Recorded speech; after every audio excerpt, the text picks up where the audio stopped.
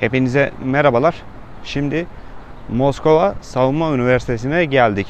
Buraya gelmeniz için Ozernaya metro durağında inmeniz gerekiyor. Bu müzede video çekmeme izin veren Oleg Vyacheslaviç beyefendiye çok teşekkür ediyorum.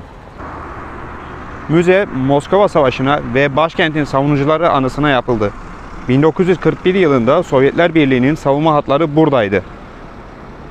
Müzede Moskova savunmasına katılanların silahları, resimleri ve kişisel eşyaları dahil birçok şey yer alıyor.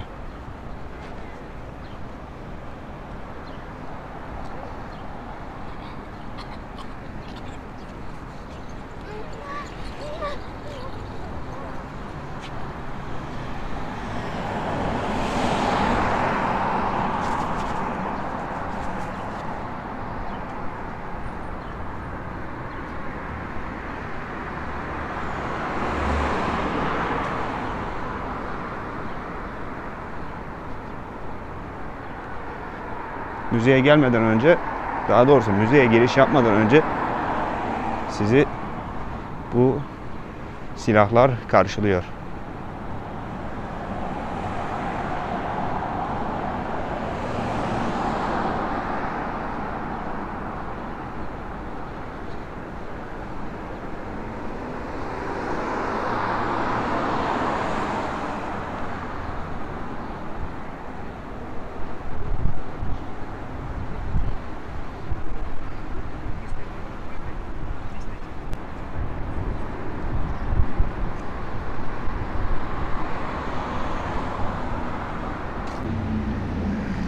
Ve müzenin girişi de burası. Yani bu kapıdan giriyorsunuz. Ve şimdi müzeye girdik. Müzeye giriş ücreti 350 ruble. Şimdi burada Almanya Sovyetler Birliği'ne 2. Dünya Savaşı sırasında saldırdığında Sovyetler Birliği'nin kullandığı silahları görüyorsunuz. Daha doğrusu topları görüyorsunuz.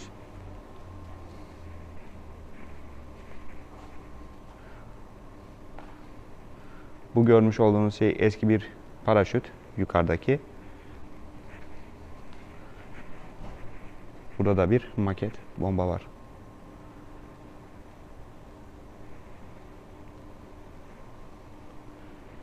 Bu görmüş olduğunuzda eski bir projektör. Ve bu projektör o dönemde 2 kilometreye kadar aydınlatabiliyordu.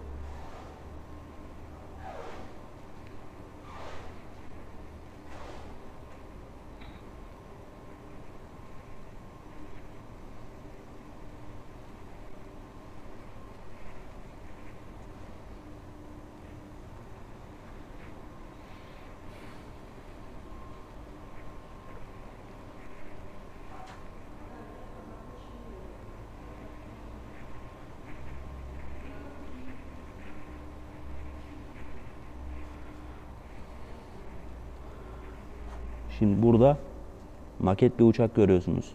Üstünü örtmüşler.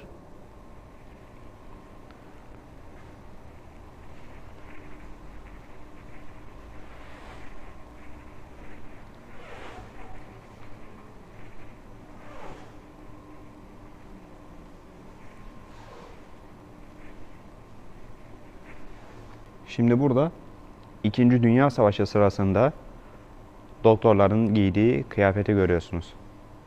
Kıyafetin hemen alt tarafında ise o dönemde kullanılan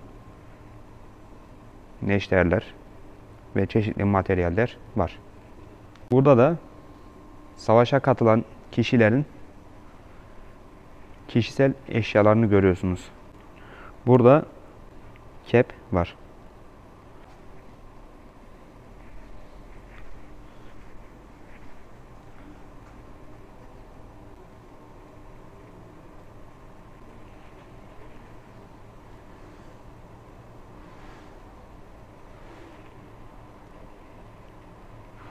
Şimdi burada bir liste görüyorsunuz ama bu ne listesi bilmiyorum. Bilenler varsa yorumlara yazsınlar.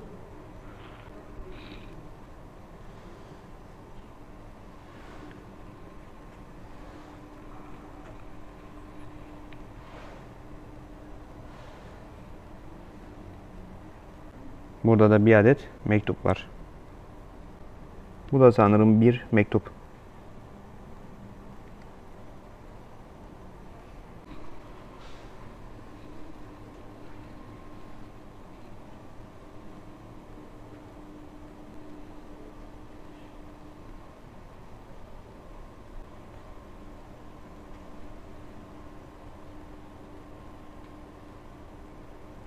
Bakın burada da 2 adet el yazısı mektup var.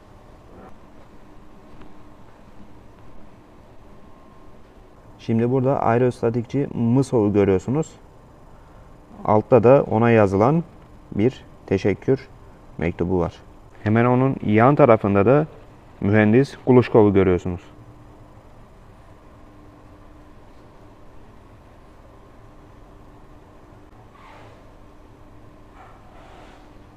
Şimdi geldik ikinci salona.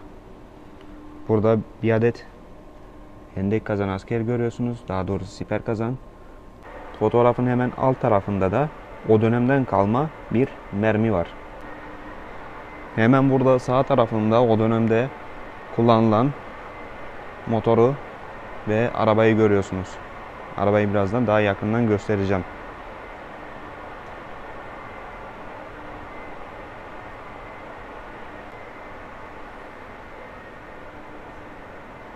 Şimdi burada 2 adet maket tank görüyorsunuz.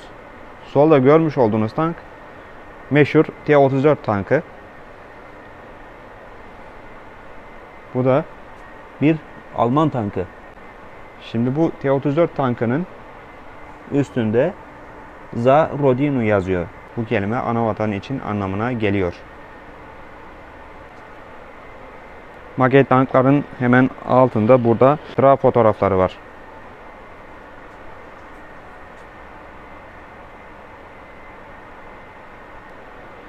Şimdi burada da o dönemde kullanılan tüfekleri görüyorsunuz. Bu tüfeklerin yalnız süngüleri çok uzun. Onu belirtmek gerekiyor. Yani bizde alışılmış olduğu gibi kısa değil.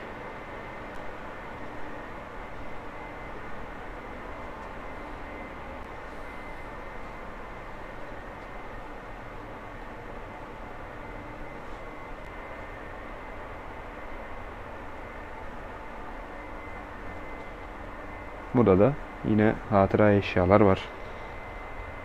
Hemen hatıra eşyaların sağ tarafında o dönemlerde kullanılan topu görüyorsunuz. Burada miğfer var. Burada da yine bir adet süngü var. Şimdi burada Tayfun Harekatı'na katılan Alman liderleri görüyorsunuz. Bu savaşın bir diğer adı Moskova Meydan Muharebesi. Ancak Tayfun Harekatı denmesinin şöyle bir sebebi var. Bu harekatın adı Almancadan geliyor. Bakın burada Almanca belgeler var. Hemen sağ tarafta da yine bu harekat sırasında Almanların kullanmış olduğu malzemeler var.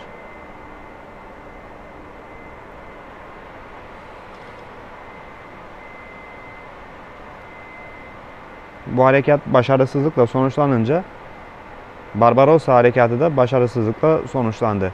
Yani bu harekatı Rusların kazanması Almanların Barbarossa harekatını kaybetmesine neden oldu.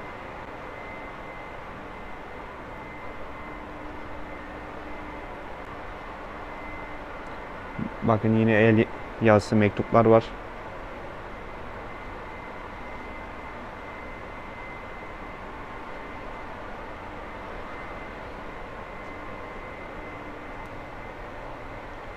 Bu müzede 2. Dünya Savaşı'nda savaşan askerlerin hatıraları çok.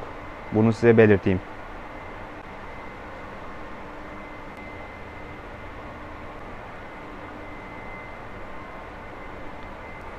Bakın burada yine hatıra eşyalar var.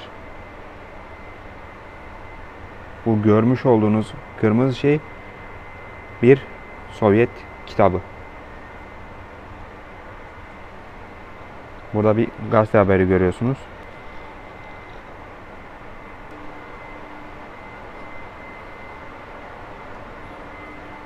hatıraları daha yakından görüyorsunuz.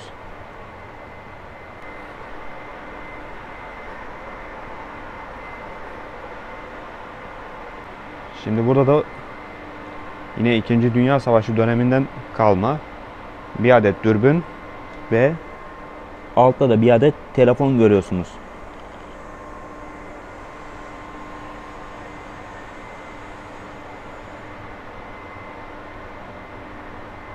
burada da yine hatıralar var.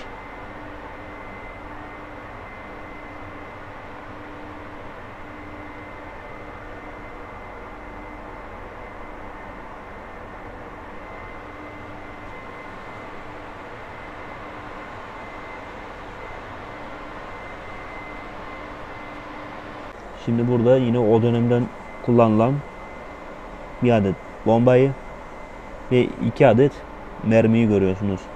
Burada yine hatıra var.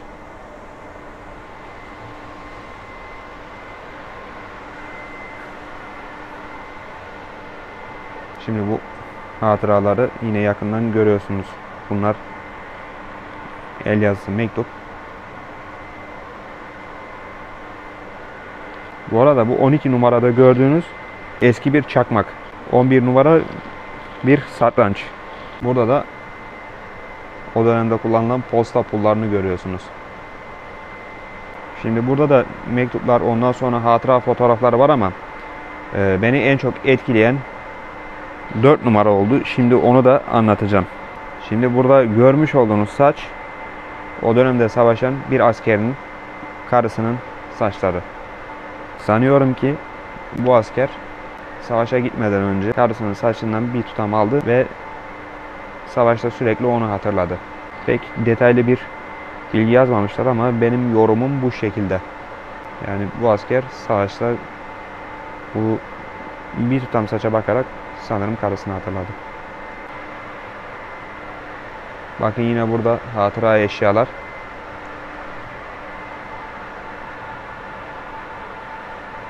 Bu görmüş olduğunuz komutanların çantası.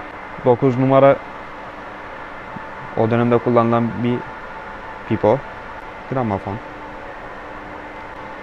Hemen burada yan tarafta makineli tüfek görüyorsunuz.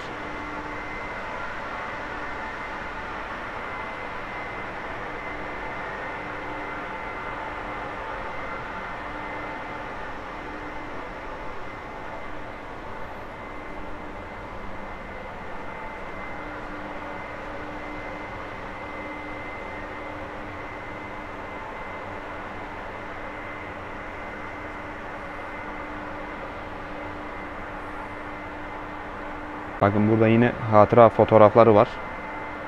Burada bir gazete haberi var. Burada da imzalı bir belge var ama bunun ne olduğunu bilmiyorum. Burada General Zhukov'un kıyafetlerini görüyorsunuz. Kişisel malzemeleri var.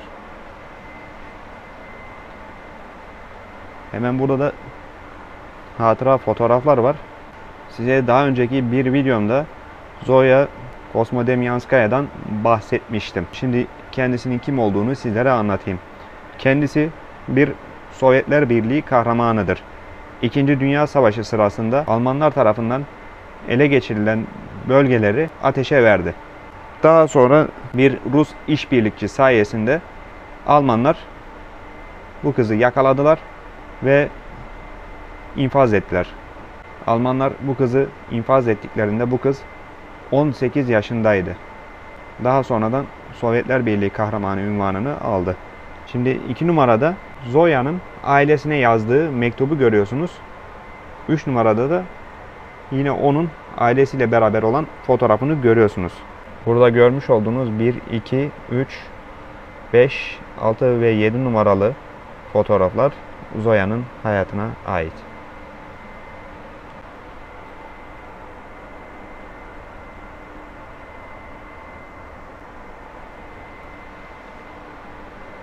Hemen sağ tarafta da yine gazete haberleri, hatıra fotoğrafları Ve yine eşyaları yer alıyor.